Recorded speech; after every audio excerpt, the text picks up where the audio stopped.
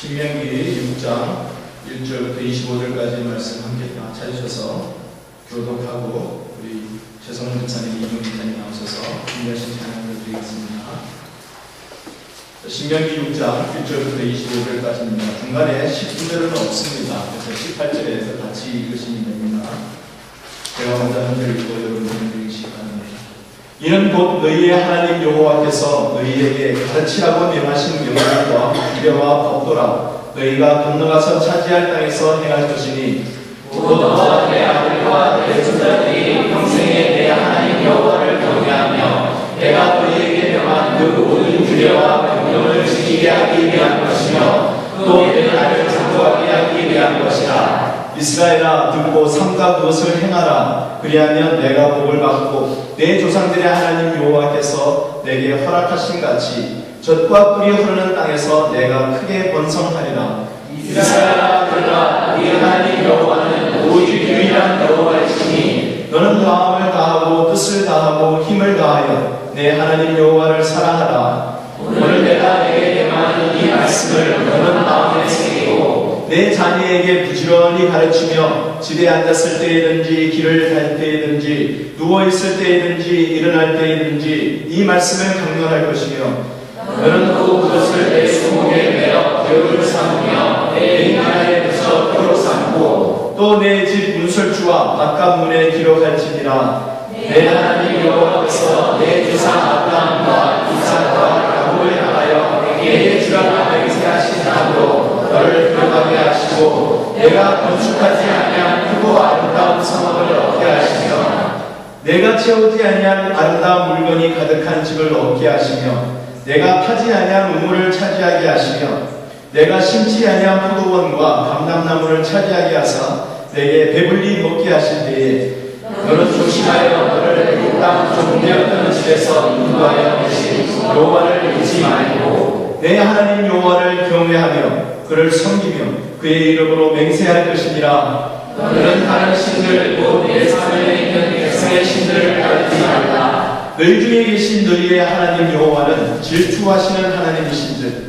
너희의 하나님 여호와께서 내게 진노하사 너를 지면에서 멸절시키실까 두려워하더라. 너희가 마사에서 시험한 것 같이 너희의 하나님 여호와를 시험하지 말고 너희의 하나님 여호와께서 너희에게 명하신 명령과 증거와 규례를 삼가 지키며 여호와께서 보시기에 정직하고 선량한 일을 행하라. 왜냐하면 내가 복을 받고 그 땅에 들어가서 여호와께서 모든 대적을 내 앞에서 쫓아내시게 하고 내 조상들에게 맹세하신 아름다운 땅을 차지하리니 여호와의 말씀과 같으니라.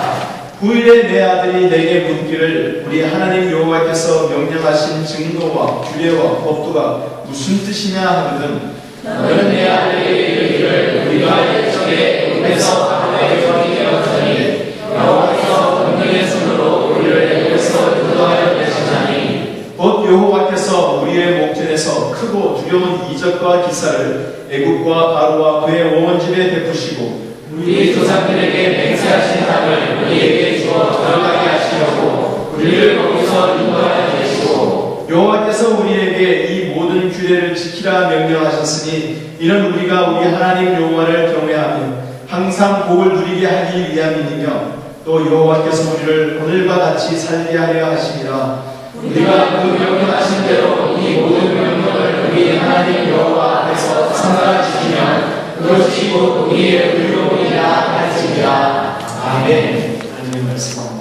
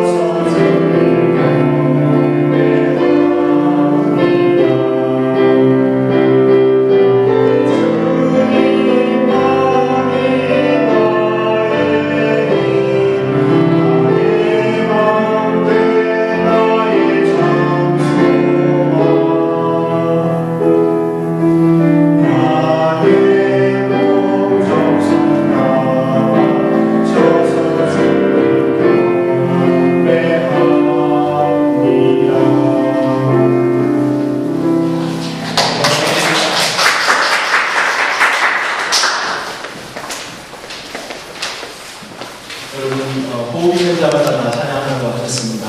여러분들이 사랑하는 주님, 하늘의 아버지, 아버지의 거룩하심과 아름다우심 앞에 저희들이 서 있습니다. 그 이름을 송축합니다. 그 이름을 찬양합니다. 예수 안에 드러내신 하나님의 완성을 우리가 바라봅니다. 우리가 아직 연약할 때에, 우리가 아직 죄인 되었을 때에, 우리가 아직 하나님의 원수가 되었을 때에 하나님께서 아들을 주셔서 우리를 살리신 그 은혜와 사랑을 바라봅니다. 하나님의 백성 안에서 백성들과 더불어 함께 거주하시는, 함께 이동하시는 그 역동하시는 하나님을 우리가 바라봅니다. 우리의 심령이 주를 향하게 하여 주옵소서.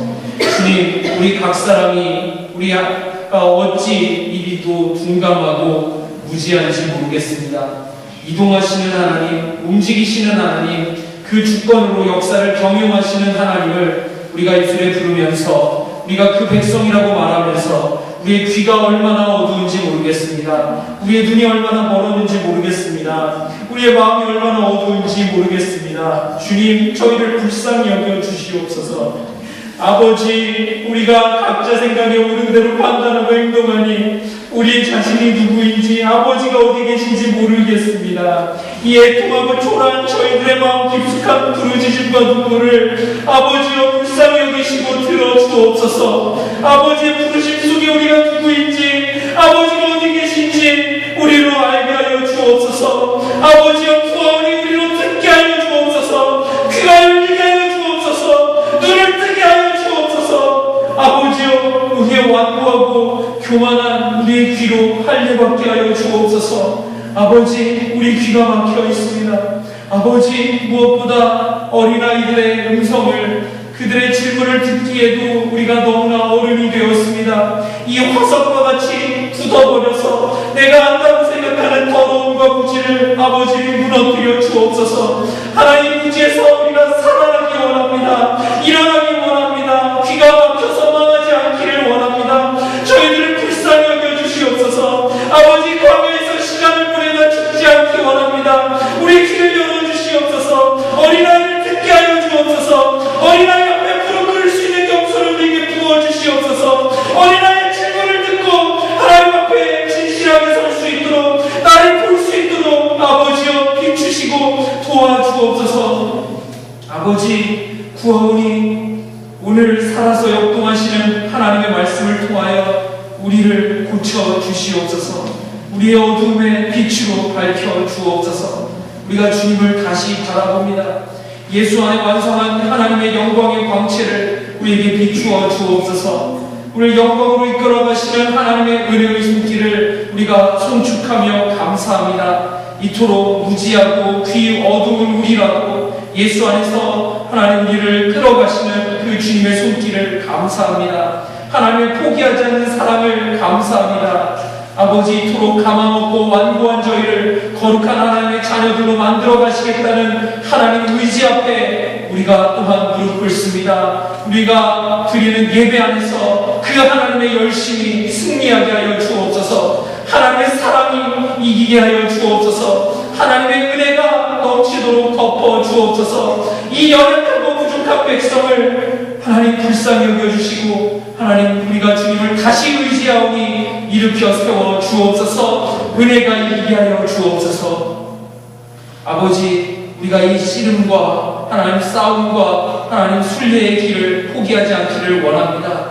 이 우리의 순례의 길에서 간구하오니 다음 세대를 일으켜 주옵소서. 복음의 자유 안에서 성령의 이끌림을 받아 이 어둠과 미혹의 시대를 드러낸 하나님의 용사들을 일으켜 주옵소서. 여호와여, 일어나소서. 아버지, 우리가 이 시대 앞에서 몸부림치며 바르게 살기 원합니다. 우리가 우리의 걸음을 다 걸어가기 원합니다. 하나님의 역사가 이루어지게 하여 주옵소서. 우리가 다음 세대를 열게 하여 주옵소서. 부족하오나 주님, 우리의 걸음으로 다음 세대에 금이 될 수 있도록 저희를 붙들어 주옵소서. 여기 우리와 더불어 함께 계시는 주님의 사랑과 은혜를 의지하여서 예수 그리스도의 이름으로 기도드립니다. 우리 하나님께서 우리에게 귀한 선물로 자녀들을 주셨습니다. 우리 하나님께 우리 자녀 주신 하나님께 감사한 마음으로 박수 한번 올려드릴까요?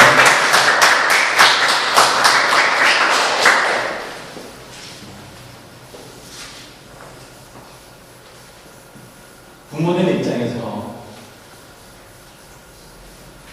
자녀들을 생각하면 참 미안한 마음이 먼저 앞서죠. 저도 많이 실수하는 것 같아요. 자녀들이 마치 부모의 것이냐, 내 것이냐 생각하고 착각할 때가 참 많은 것 같아요. 근데 하나님의 말씀은 우리의 자녀들을 내가 너한테 잠깐 맡겨주는 거야 라고 이야기하십니다. 하나님의 기업이라고 이야기를 하고 있습니다. 하나님의 것이 하나님에게 속해 있는 존재라는 것이죠. 잠깐 맡겨주셔서 우리로 하여금 양육하게 하시고 그 아이들로 우리 자녀들로 계속해서 이 세상에서 하나님의 일꾼으로 하나님의 뜻 가운데 하나님의 계획 가운데 쓰임받는 삶을 살도록 하나님께서 이끄시는 그 일에 저희들 도움을 드리는 삶이 바로 우리 부모의 역할인 것 같아요. 하나님께서 우리 부모들에게 말씀하시면서 오늘 본문 말씀에도 보면 자녀들을 양육하라고 명령을 하시는 것을 우리가 알 수 있습니다. 1절에도 보면 너희 하나님 여호와께서 너희에게 가르치라고 명하신 명령과 규례와 법도라 라고 말씀하고 있습니다. 하나님께서 명령하셨다는 말씀을 여기서 강조하고 있습니다. 25절에 똑같이 나오죠. 우리가 그 명령하신 대로 이 모든 명령을 우리 하나님 여호와께서 삼가 지키면 하나님께서 우리에게 자녀를 선물로 주시면서 우리로 하여금 양육하라고 명령을 하셨다는 거예요. 명령의 특징은 뭡니까? 선택의 여지가 없다는 거예요. 하나님께서 우리를 가장 잘 아시는 분이 우리에게 가장 맞는 자녀를 허락해 주시고 또 가장 자녀에게 맞는 환경을 주시기 위해서 우리를 선택하여서 주셨다는 거죠. 그리고 잘 양육하라고 명령을 하시는데 그 명령 내용에는 뭐가 들어있습니까? 어떻게 양육해야 되는지의 방법에 대해서도 그리고 그 지침에 대해서도 구체적으로 하나님께서 설명을 해주시고 명령해 주셨어요. 그러면 우리는 어떻게 하는 것이 하나님의 방법으로 하나님의 존재이기 때문에 하나님께 속해 있는 자녀이기 때문에 하나님의 방법으로 어떻게 하는 것이 가장 적합하고 가장 베스트한 방법일까요? 그것이 오늘 본문 말씀으로 설명해 주고 있습니다. 우리가 무엇을 가르쳐야 하고 우리가 어떻게 가르쳐야 하고 우리가 어디까지 무엇을 위해서 왜 what for 그렇게 세 가지로 여기서 본문으로 정리해 볼 수가 있을 것 같습니다. 첫 번째는 우리가 무엇을 가르쳐야 합니까? 하나님을 사랑하는 자녀로 양육해야 돼요. 이 세상에 있는 많은 학문들이 들어오기 전에 아이들이 세상에 눈 뜨기 전에 세상에 있는 다른 학문을 접하기 전에 가장 먼저 접해야 될 것이 바로 하나님께서 양육하라고 하신 하나님 사랑하는 마음, 그 하나님 사랑을 먼저 가르치라는 것을 우리가 본문에서 알 수 있습니다. 오늘 말씀에서 얘기하고 있는 특별히 4절부터 9절까지의 말씀, 이스라엘아 들으라 라고 시작하는 이 부분, 히브리어로 들으라는 말이 쉐마입니다. 그래서 우리가 보통 쉐마라는 내용을 이 성경 구절을 이끌어서 얘기를 하고 있는데 이 쉐마라는 이 내용을 유대인들이 아이들이 말을 하기 시작하면 그때부터 하나님은 유일하신 여호와 하나님이요 그 하나님을 사랑하라는 것을 가장 먼저 가르친다고 합니다. 다른 말을 하기 전에 하나님 사랑합니다 라는 말을 하게끔 만들고 다른 이야기를 듣기 전에 하나님이 얼마나 너를 사랑하는지 아느냐라는 것을 가르치고 들려주라는 말씀입니다. 여러분, 우리 사랑하는 자녀들이 무엇을 여러분들은 가르치시고 배우기를 원하십니까? 세상 학문들, 세상에 있는 것들, 그것은 아니에요. 여기서 본문에서도 자녀를 가르칠 때 부모에게 명령하셨을지 다른 세상에 어떤 사람에게 명령하신 것이 아닙니다. 부모가 가르쳐야 할 첫 번째 내용은 바로 하나님 사랑입니다. 하나님 사랑. 하나님을 귀하게 사랑하는 자녀로 명령해야 됩니다. 어떻게 해요? 바로 하나님이 유일하신 하나님이라는 것부터 먼저 밝혀주어야 합니다. 이 세상에 있는 다른 것을 따르기 전에 하나님은 유일하신 하나님이다라는 것을 가르쳐 주어야 합니다. 이 말은 무슨 말이냐면 하나님이라는 바로 우리의 예배의 대상이 되는 분은 하나님 한 분뿐이라는 거예요. 사람들은 자기도 모르게 세상의 것을 따르고 하고 좋은 것을 선호하고 그것을 어떨 때는 우상시 여기기도 하고 너무나 마음을 빼앗기는 경우들이 많이 있습니다. 어떤 사람은 음악의 마음이 빼앗깁니다. 어떤 사람은 문학의 마음이 빼앗깁니다. 어떤 사람은 다른 경제적인 면이나 정치적인 면이나 다른 모든 사회적인 구석구석 요소들로 인하여서 사람들의 마음이 빼앗길 수 있습니다. 그러나 하나님을 믿는 자녀들은 다른 것에 마음이 빼앗기기 전에 먼저 하나님을 마음에 모시고 한 하나님이 바로 우리의 대상이라는 사실을 명확하게 가르쳐줘야 될 것은 부모에게 명령하셨습니다. 여러분, 우리의 자녀들, 그 아이들의 생각 속에 하나님이 한 분 예배의 대상이심을 미리 먼저 가르치시는 부모님들이 다 되시기 바랍니다. 이 하나님이 어떤 하나님이십니까? 우리에게 생명 주신 하나님. 요한복음 17장 3절에도 이야기 말씀하십니다. 영생은 곧 유일하신 참 하나님과 그가 보내신 자 예수 그리스도를 아는 것입니다. 생명보다 더 귀한 것 없습니다. 아이들에게 먼저 유일하신 하나님을 가르칠 수 있기를 바랍니다. 하나님을 사랑할 때 또한 마음과 뜻과 힘을 다하여서 내 하나님을 사랑하라고 이야기하고 있습니다. 하나님을 사랑할 때 바로 우리 이것을 다시 이야기하면 인간의 지정의 그 모든 영역에서 하나님을 사랑하라는 것을 이야기를 하고 있습니다. 여기서 히브리어의 마음이라는 그 단어를 보면 레바라고 하는 그 단어가 있는데 그 단어는 우리가 생각하는 거랑 조금 달라요. 히브리어에서 이 마음을 의미하는 단어는 인간의 감정이나 그것에 연관된 것을 표현하는 것이 아니라고 합니다. 오히려 인간의 지적인 면 그리고 논리적인 기능을 강조하는 단어라고 합니다. 무슨 말입니까?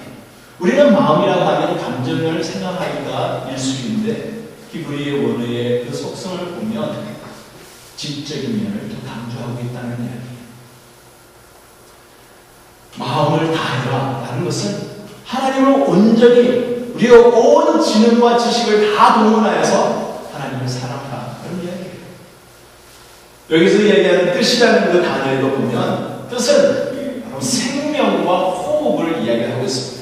그래서 마태복음에 예수님께서 이 신명기서를 그대로 인용하실 때 보면 이렇게 인용하셨어요. 내 마음을 다하고 목숨을 다하고 뜻을 다하라고 예수님께서 인용을 하셨어요. 왜냐하면 그 단어에 바로 목숨이라는 호흡이라는 의미가 들어있기 때문입니다. 여기 신명기에서는 뜻이라고 그렇게 번역을 했습니다. 바로 생명 그 자체를 우리의 목숨 있는 동안 우리의 생명이 있는 동안 하나님을 사랑하라. 힘을 다하여 사랑하라. 힘이라는 것은 다른 의미가 아니죠. 이 히브리어에서도 보면 그대로 나와 있습니다. 바로 사람을 움직이는 거예요. 동기부여하는 것, 우리를 움직이게 만드는 모든 요소들, 그것을 사용하라는 거죠. 여러분들은 무엇에 의해서 움직이세요? 그걸 묻는 겁니다. 사람은 옆에서 끈다고 해도 자기의 마음이 가지 않고 이해가 가지 않고 자기가 동의하지 않고 할 적에는 전적으로 거기에 움직일 수가 없는 것을 우리가 보게 됩니다.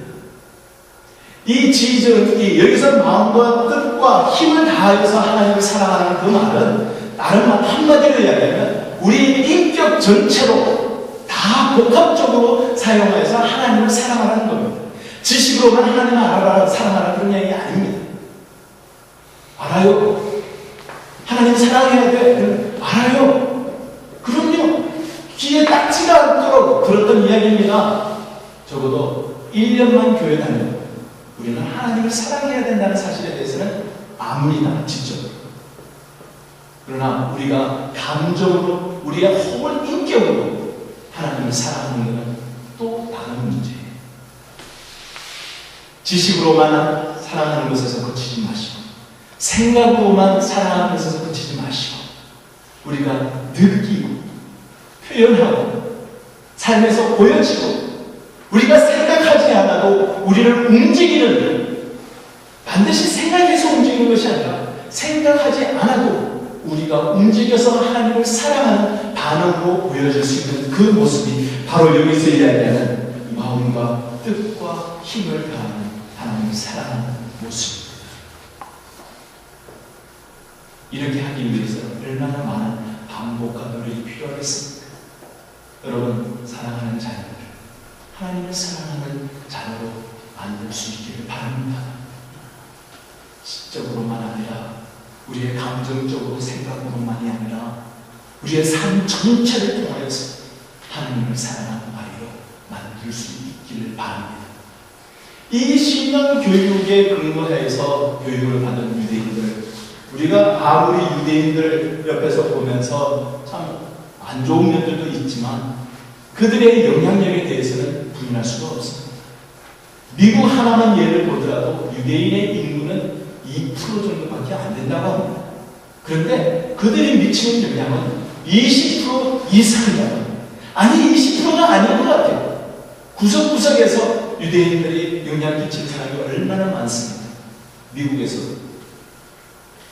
이 신앙에 근거하여서 우리 자녀들을 양육할 때 하나님께서 세상에 영향력 있는 자녀로, 하나님의 나라를 위해서 쓰임받는 자녀로 하나님께서 성장시켜 주시고 준비시켜 주실 줄 믿습니다.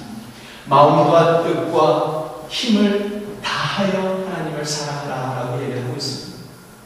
힘을 다하라, 마음을 다하라, 뜻을 다하라, 힘을 다하라. 여기서 다하라는 말씀을 그때그때마다 붙일 이유가 뭘까요? 빼놓지 말고 다. 하나님께서 다라고 하면 다입니다. 99.9%가 아니에요. 하나님이 다라고 하는 이야기는 100%를 의미하는 거예요. 여러분, 하나님을 전적으로 100% 사랑하는 여러분과 자녀의 교육을 시키는 우리 삶이 되기를 간절히 소원합니다. 여러분, 두 주인을 섬길 수 없다고 하나님 예수님께서 말씀하셨어요. 사람이 집 하인이 두 주인을 섬길 수 없는, 혹 이를 미워하고 저를 사랑하고 혹 이를 중히 여기고 저를 경히 여길 것입니다. 너희는 하나님과 재물을 겸하여 섬길 수 없느니라. 두 가지를 함께 사랑할 수가 없다는데 하나님을 전적으로 사랑할 수 있기를 바랍니다. 먼저 그의 나라와 그의 뜻을 구하라. 그리하여 이 모든 것을 너희에게 더하시리라. 먼저 하나님을 사랑하라. 먼저 하나님을 100% 사랑하라. 그럴 때에 하나님께서 부어주시는 은혜와 축복이 우리의 삶에서 그덕이 가득가득 차고 넘칠 줄 믿습니다. 1%도 2%도 아니고 0.1%도 아니고 100%를 드리는 그런 자녀를 양육하라는 것이 하나님의 명령입니다. 이 자녀를 양육할 때 참 우리 부모에게 많은 도전이 됩니다. 맞습니까? 자녀들 내 뜻대로 키울 수 있습니까? 내가 원하는 대로 양육하려고 해도 못, 안 되지 않습니까? 그리고 부모에게 얼마나 많은 인내가 필요합니다. 자녀 양육이라는 것은 일방적인 것이 아닙니다. 자녀 양육은 자녀를 위해서가 아닙니다. 자녀 양육은 자녀를 위해서뿐만 아니라 부모를 위한 하나님의 계획과 섭리예요. 자녀를 키우면서 부모가 성장합니다. 자녀를 키우면서 부모가 하나님 앞에서 자신을 발견합니다. 자녀를 키우면서 자신의 부족한 점을 다시 또 하나님 앞에 내어놓고 성숙과 성장해 가는 기회가 생겨납니다.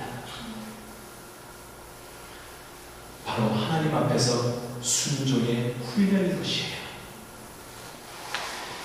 이 순종의 훈련을 통해서 하나님께서는 어떻게 자녀를 양육하라는 것을 말씀해 주십니다. 바로 실천에 본보이기, 그 방법으로 양육해야 한다는 것을 말씀하고 있습니다. 여기서 하나님께서 말씀하셨을 때 먼저 이 말씀을 내 마음에 새기라 라고 6절에 이야기하고 있습니다. 내 마음에 새기라, 내 마음에 새기라. 이 말씀은 다른 의미가 아닙니다. 여러분의 삶 속에 배어날 수 있도록 하라는 그런 말씀입니다. 영어에서도 마음으로 by heart라는 이 말은 다 암기한다라는 의미죠. 하나님의 말씀을 마음에 새기라, 하나님의 말씀을 암기하라, 하나님의 말씀을 마음에 새기고 암기하여서 자녀들에게 가르치라. 부모가 먼저 암송할 수 있을 때 자녀들이 암송합니다. 여러분, 자녀들에게 성경 암송시키고 싶지 않습니까? 그 아이의 삶 속에 깊이 배겨나는 그런 말씀을 그의 마음에 새겨주려면 부모부터 새겨야 합니다. 매주 여러분 함께 한 절씩 한 절씩 우리가 외워가죠. 자녀 양육의 한 부분이라고 생각하세요. 자녀를 위해서라도 여러분 외세요. 하나님께서 얘기하십니다. 먼저 실천의 본을 보이는 첫 번째 단계가 마음에 새기는 거예요.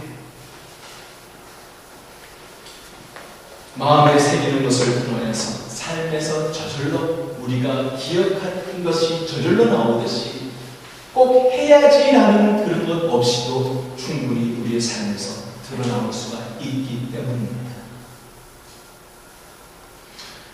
실천의 본을 보이는 그 부모의 모습은 부지런히 가르치는 삶의 모습을 하나님이 기대하십니다.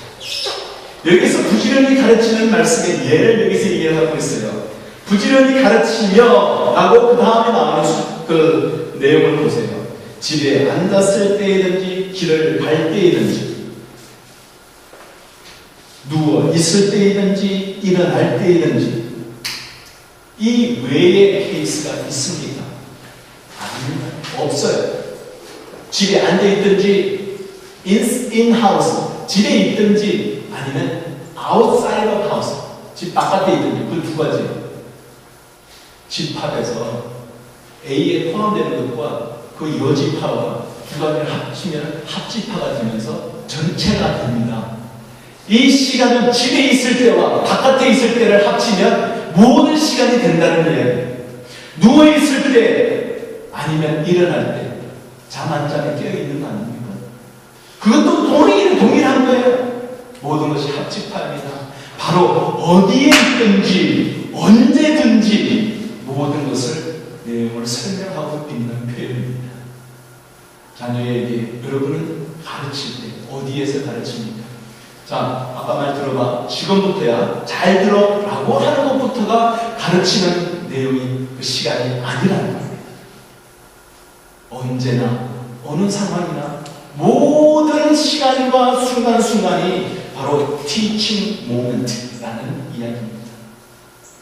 아이들과 차 타고 가면서, 아이들과 밥 먹으면서, 아이들과 전화하면서, 대화하면서, 아이들과 TV 보면서, 아이들과 무엇을 하든지, 뛰어놀든지, 아이들과 뒹굴든지, 모든 순간순간을 바로 하나님에게 귀한 자녀를 양육하듯이 실천하며 우리의 삶의 모습에서 보여줄 수 있는 티칭 기회로 만드실 수 있기를 바랍니다.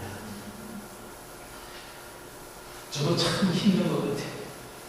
하루 종일 바깥에 있다가 집에 들어가면 쉬고 싶지 않습니까? 아이들이 오면 어떨 때는 귀찮기도 해요. 그러나 이 말씀은 우리가 선택의 여지가 아니라는 사실을 기억해야 됩니다. 부지런히 가르치라. 피곤할 때도, 덜 피곤할 때도 바로 하나님의 그 은혜를 보여줄 수 있고 말씀을 우리의 삶에서 보여줄 수 있는 부모님들이 될 수 있어야 한다는 내용입니다. 큰 도전이 될 것 같아요. 한번 우리 큰사랑 성교교회에 있는 우리 부모님들, 또 예비 부모님들, 순종이 필요한, 훈련이 필요한 모든 분들 한번 우리의 자신의 상황과 우리의 피곤과 모든 여건들을 초월해서 어떤 상황에서라도 하나님의 말씀을 순종하며 나갈 수 있는 삶이 될 수 있기를 바랍니다. 자녀들에게 가르치고 또 본을 보일 수 있는 부지런히 가르치는 삶이 될 수 있기를 바랍니다.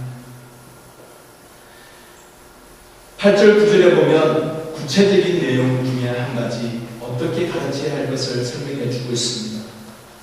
너는 또 그것을 내 소목에 매어 기호를 삼으며 내 미간의 근처 표로 삼고 또 내 집 문설주와 바깥문에 기록할지니라. 하나님의 말씀을 기록해서 그것을 구석구석에 볼 수 있도록 배치하라. 그런 내용입니다. 정통파 오르토닥스 주들의 집에 가면 그 문술주마다 이거는 일부러라도 직접 아버지의 손으로 쓴다고 합니다.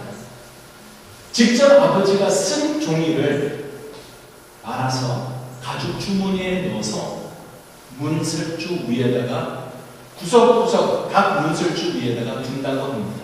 그러면 아이들이 들어가면서 그 가죽 주머니를 보고 그냥 지나가는 것이 아니라 만지고 자기 입에 대고 또 만지고 바로 그 말씀을 사모합니다라는 표현을 들어갈 때 나갈 때 하도록 하는 것이 그들의 의식이라고 합니다.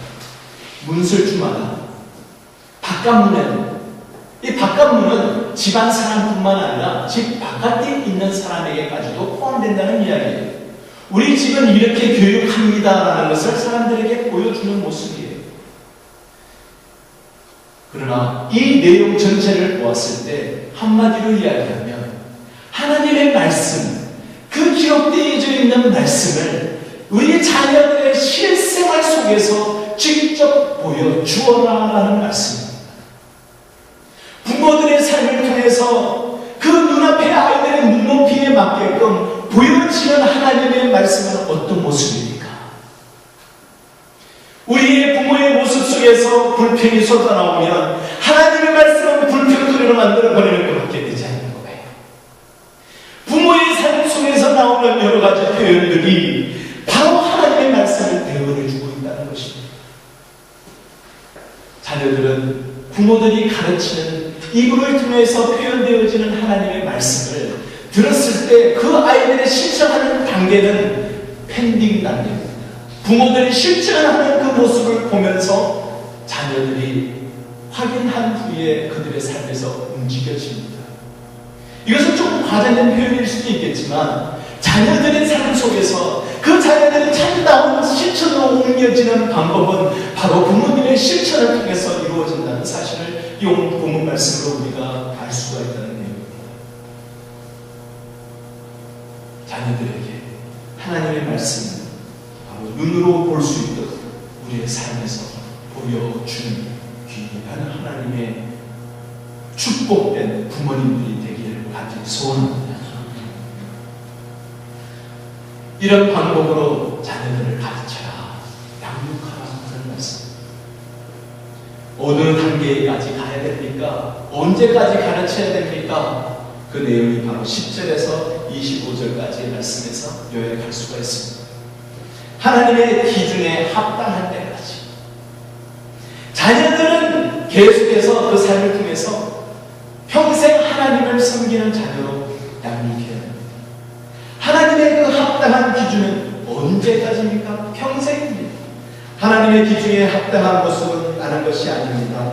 바로 오늘 말씀처럼 그들의 상황에 주위 환경에 상관없이 초월하여서 하나님을 믿는 믿음의 자녀로 양육해야 된다는 그 기준까지. 여기 10절 이하에 보면 여러 가지 내용 예들이 나와 있습니다. 하나님께서 축복하신 내용들이에요. 아브라함과 이삭과 야곱을 향해서 맹세하신 땅으로 들어가게 하는데 그곳에 들어가면 어떤 것을 차지하게 됩니까? 네가 채우지 아니한 아름다운 물건이 가득한 집을 얻게 될 것이고 타지 아니한 우물을 찾아야 될 것이고 심지 아니한 포도원과 감람나무를 찾아야 될 것이고 그래서 네가 배부를 것이다. 하나님께서 이러이러한 내용을 지켜가라고 명령하신 게 먼저입니까? 하나님의 축복이 먼저입니까? 우리는 착각하기가 쉽습니다. 하나님이 이것을 지키면 하나님이 축복하실 거라고요. 그런 조건으로 표현이 되어지지만 우리의 삶 속에서 하나님은 이미 축복해 주시고 그 다음 지키라고 하셨어요. 하나님이 우리에게 인간을 창조하시고 먼저 하신 말씀을 가장 먼저 하신 것이 축복하시고 네가 땅에 번성하라 그리고 다스리라 라는 축복을 하시고 에덴 동산에 있는 그 선악을 나무지 말아라 명령하셨습니다. 다 환경을 만들어주시고 축복하신 후에 우리에게 조건을 요구하십니다. 그렇다면 여기에서 하나님께서 주시는 그냥의 말씀은 우리에게 더욱더 도전이 되어야 됩니다. 왜냐하면 네가 잘 될 때 하나님을 잊지 말아라 라는 말씀을 여기서 하고 있습니다. 우리 자녀들을 부할 때 하나님을 잊지 말게끔 양육해야 합니다. 사울왕을 보세요. 사울왕이 겸손할 때에 하나님이 그를 왕으로 세웠습니다. 그가 블레셋과 싸움을 하기 전에 제사를 지낼 때 사무엘을 기다리지 못하고 내가 이것 중에 할 수 있다라고 교만한 마음이 생겼을 때 하나님이 그를 치셨습니다. 그리하여서 그를 왕으로 세운 것을 후회하셨다고 하셨죠. 잘 될 때, 평탄한 길을 갈 때 자녀들이 여전히 하나님을 잊지 않도록 하는 것, 그것이 바로 우리의 기도이고 우리의 책임이고 가르쳐야 할 바라는 것을 얘기합니다. 빈곤할 때도 여기에서도 여전히 동일합니다. 잠언서 30장 8절 9절에 보면 나를 가난하게도 마옵시고 부하게도 마옵시고 오직 필요한 양식으로 나를 먹이시옵소서. 혹 내가 배불러서 하나님을 모른다. 여호와도 누구냐 할까 하며 혹 내가 가난하여 또 어찌하고 내 하나님의 이름을 욕되게 할까 두려워합니다. 빈곤하여서 인간의 모습을 이기지 못하고 하나님을 못되게 할까 두렵습니다 라는 고백입니다. 출애굽기 17장에 보면 이스라엘 백성들의 그 한 사건이 나옵니다. 르비딤이라는 곳에 도착했을 때 물이 없었어요. 그랬을 때 이스라엘 백성들이 물을 달라고 모세에게 외칩니다. 그랬을 때 그 모세가 하나님 앞에 기도하죠. 하나님, 이 사람들이 나를 돌로 치려 합니다. 그랬을 때 하나님께서 호렙산에 있는 바위를 통하여서 물을 허락해 주셨어요. 그 물을 허락해 주시면서 하나님께서 그곳을 마사라 또는 무리바라라고 이름을 붙여주십니다. 출애굽기 17장 7절입니다. 그가 그곳 이름을 마사 또는 무리바라 불렀으니 이는 이스라엘 자손이 다투었으며 또는 그들이 여호와를 시험하여 이르기를 여호와께서 우리 중에 계신가 안 계신가 하였습니다. 이스라엘 백성들이 그런 마음이었다는 것을 잘 표현해 주고 있습니다. 빈곤할 때, 메마름 있을 때, 목마름 있을 때 하나님이 어디 있어? 라고 원망할까 두렵습니다. 그렇지 않도록 우리에게 하나님께서 적당하게 축복하소서라는 이런 상황 속에서도 여전히 하나님을 잊지 않고 하나님을 원망하지 않는 자녀를 이르기까지 양육하라라는 말씀을 하고 있습니다. 우리가 이스라엘 백성들보다 더 나은 것이 뭐가 있습니다. 우리의 자녀들 이렇게까지 성장할 수 있기까지 최선을 다하는 우리 삶이 되기를 바랍니다. 세상을 본받지 않는 그런 자가 이르기까지 양육해야 된다는 말씀입니다. 우리가 이 세상에 발붙이고 살고 있기 때문에 세상에 접하고 있는 것이 너무나 많습니다. 그래서 사도 바울이 로마서 12장 이런 말씀하지 않습니까? 너희는 이 세대를 본받지 말고 오직 마음을 새롭게 함으로 변화를 받아 하나님의 선하시고 기뻐하시고 온전하신 뜻이 무엇인지 분별하도록 하라. 세상에 물들지 않게 이스라엘 백성들이 살고 있었던 그 부분에 가나안 부분에서 그 하나님이 말씀하시면서 모든 이방 민족을 쫓아내고 멸절하라 했는데 그렇지 않고 남겨놓았던 민족들로 인하여서 이스라엘 백성들이 우상 숭배하는 단계까지 갔던 것입니다. 우리가 기록을 잘 보지 않습니다. 우리가 다시 한번 이스라엘 백성들이 나온 이유가 있습니다. 세상을 본받지 않는 자로 이르기까지 양육해야 한다는 말씀입니다. 20절 이하의 말씀에 보면 이런 이야기가 있습니다. 지금뿐만 아니라 후일에, 앞으로 다음 세대, 후일에 내 아들이 내게 묻기를 우리 하나님 여호와께서 명령하신 천사와 규례의 법도가 무슨 뜻이냐라고 묻거든. 무슨 이야기입니까? 여기서는 들으라 이스라엘아 라고 모든 이스라엘 백성들에게 선포하고 알려줬는데 그 선포를 듣지 못한 후일에 태어난 다음 세대들, 그 세대가 물어볼 때 그 세대에게도 여전히 말해줄 수 있는 우리의 자녀로 키워야 한다는 이야기입니다. 우리의 자녀가 부모가 됐을 때도 여전히 동일하게 그 뜻이 무엇인지 가르쳐 주어할 수 있는 단계까지 키워야 하는 이야기입니다.